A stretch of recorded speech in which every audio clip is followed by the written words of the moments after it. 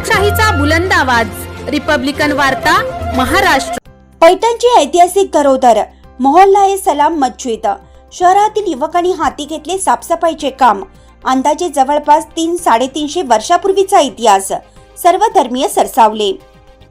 कुठल्या तरी मुघल बादशाने अनगर ते औरंगाबाद प्रवासादरम्यान पैठण शहरातील गोदाकाठी निसर्गरम्य अशा वातावरणात मोहल्ला ए सलाम नावाने मस्जिदीची निर्मिती केली होती।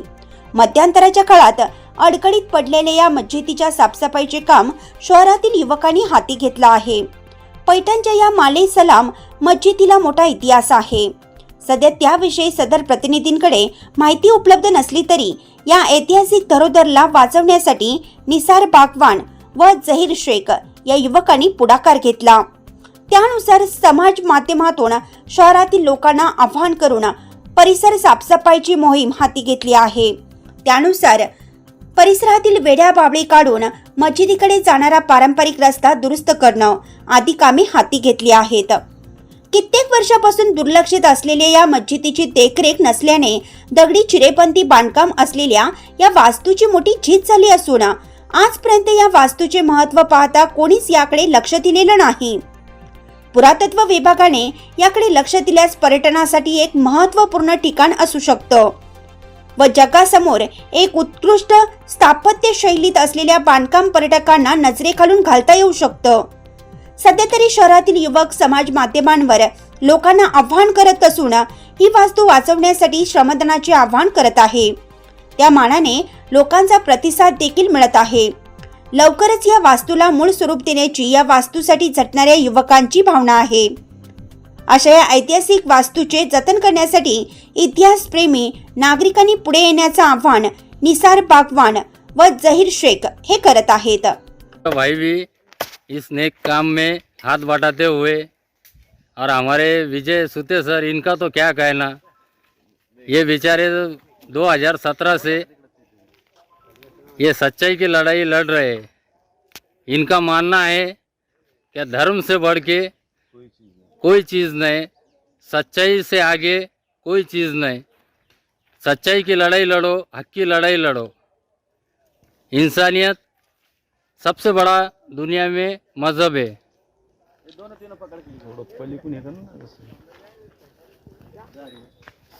सुते सर, आपको संदेश देना चाहेंगे सर पैठण की जनता को? देखिए, ये जो है ये एक्चुअल में एक हक की लड़ाई है।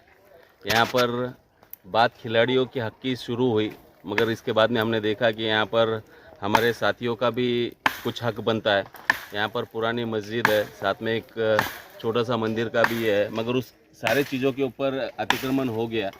तो हम चाहते हैं कि जिनका हक है वो सारा हक उन लोगों को मिले।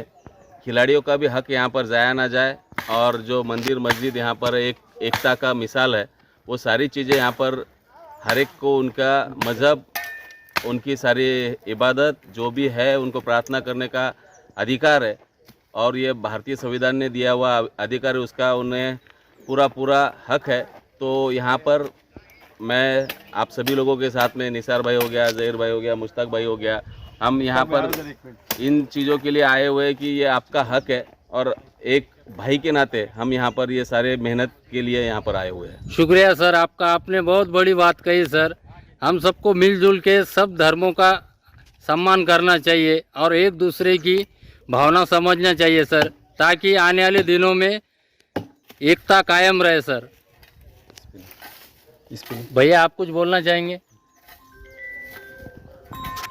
मैं यहाँ पे सबसे पहले राजेंद्र पाटकर, विजय सूते सर आज यहाँ पे खुद होके आए काम के लिए, और यहाँ पे जो आज इन्होंने एकता का संदेश दिया सबके लिए कि यहाँ पे कोई जात धर्म नहीं है, कोई हिंदू मुस्लिम नाही आहे, सर्वधर्म समभाव जे मराठीत म्हण आहे त्या मनावर आज सरांनी आणि राजेंद्र पाटकर एक रणजी क्रिकेटपटू यांनी इथे येऊन वेळ दिली। आमच्या सर्व मुस्लिम बांधवाकडून यांचं मनापासून आभारी आहे मी। आणि येणाऱ्या काळामध्ये जे इथं माले मस्जिदचं स्ट्रक्चर बघता तुम्ही आज, तर जेणेकरून खूप लवकरच इथं एक पवित्र रमजानचा महिना सुरू होणार आहे। आणि त्या रमजान महिन्यामध्ये आम्ही लोक मुस्लिम बांधवाकडून इथं नमाज पढण्याचं एक सुरुवात करणार आहे. तर सरांशी आत्ता माझं बोलणं झालं. सरांचं म्हणणं आहे की या इथं जे काही लागणार आहे तुम्हाला चटया, कूलर्स, तर ते आमच्याकडून एक सप्रेम भेट म्हणून किंवा एक चांगल्या कामासाठी आम्ही देऊ. त्याबद्दल सरांचं पण मनापासून धन्यवाद.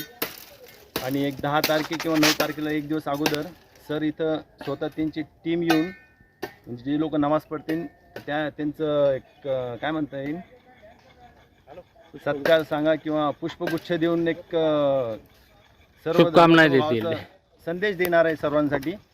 तर ह्या गोष्टीला कुणी जाती धर्माला न घेता आमच्या मराठा बांधवांना पण आमच्याकडून विनंती आहे की त्यांना वेळ असेल या चांगल्या कामासाठी तर त्यांनी इथं येऊन आम्हाला सहकार्य करावं. आणि एक चांगल्या कामासाठी आम्हाला त्यांचं सहकार्य पण गरजेचं आहे.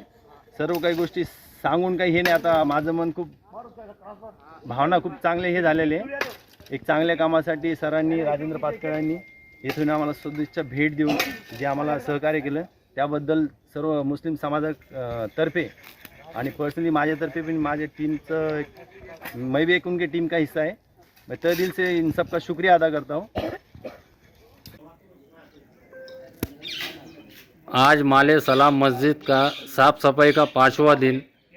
आज हमारे आबिद पठान और हमारे कलीम भाई पठान यहाँ पे आ चुके हैं. कलीम भाई, आप कुछ संदेश देना चाहेंगे भाई?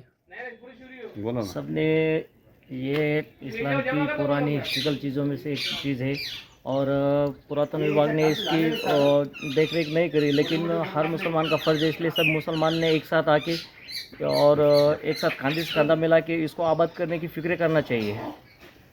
और मैं प्रशासन से भी ये रिक्वेस्ट करूँगा कि जो भी ये हिस्ट्रिकल चीज़ें हैं इसकी देख रेख भी की जाए और जो इसके ऊपर इनलीगल तरीके से अवैध कब्ज़ा हुआ है इसको जल्द से जल्द हटाने की और ये चीज़ों को न्याय देने की कोशिश की जाए.